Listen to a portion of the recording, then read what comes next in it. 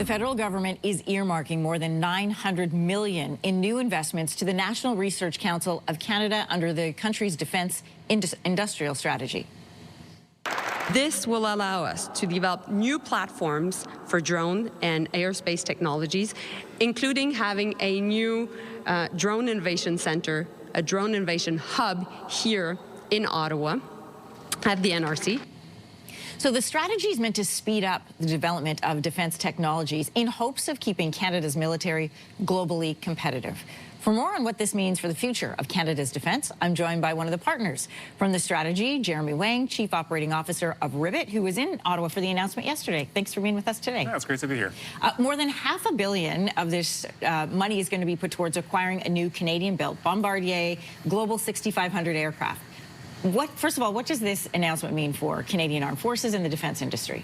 Yeah, well, the announcement that was made yesterday is a follow-on announcement to the original defense industrial strategy released in mid-February. Yeah. And this investment in the Bombardier Global 6500 is about acquiring a new research and test platform for the NRC to use in assisting the research that's done for defense capabilities, for industry. The NRC has a fleet of aircraft that are used for this purpose, and the Bombardier Global is just one of those elements of that strategy. Yeah, at its core, this strategy is really about combining the powers of government and industry. They want to build more equipment, better and faster here in Canada. It is a priority now. Timing is always the issue. Yes. How does this help with getting things made faster?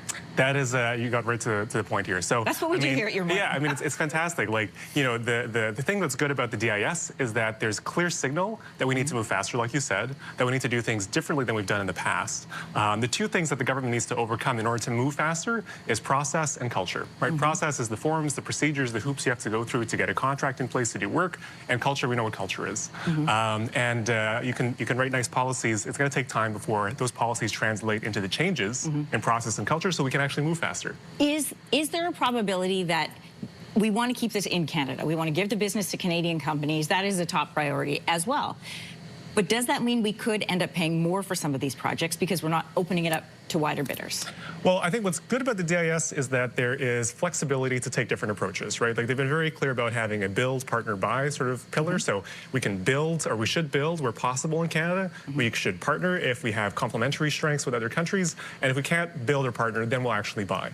So I think that flexibility gives Canada some room to be able to find the best, sort of balance of sovereign capability versus price and cost. How it plays out is, we'll see. Okay, what are you optimistic about with this?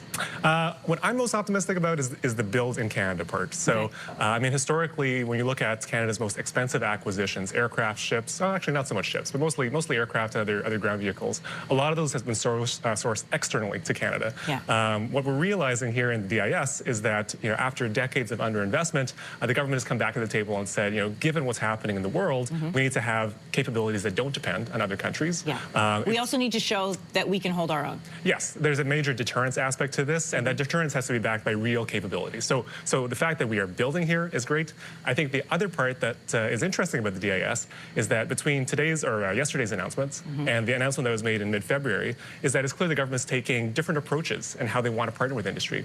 There's Borealis, which is a new agency under Defense Research and Development Canada. They're going to support industry and academic-led consortia to help foster these innovation hubs. The announcement yesterday is sort of placing NRC as the hub. So it's government-led hubs as well. Okay. So the hope is that taking these different approaches, we'll be able to sort of combine the best of these different worlds and be able to move faster, as you said. Okay. Some critics say that Canada has historically used defense spending to boost the economy rather than focus on the needs of the military. Is that a concern here now? I think it's a bit of a false dichotomy. I think it's possible to sort of tie economic development to the military. I mean, in a perfect world, sure, you'd be making decisions purely optimized for the military, not worry about the economic benefits, and vice versa. The reality is that every military depends on industry to make things happen. And it's just about balancing those two.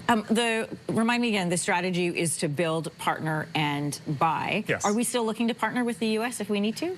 I mean, we are partnering with them in various areas. We're still partnering in NORAD. We're still partnered through NATO and through other sort of multinational agreements. Okay.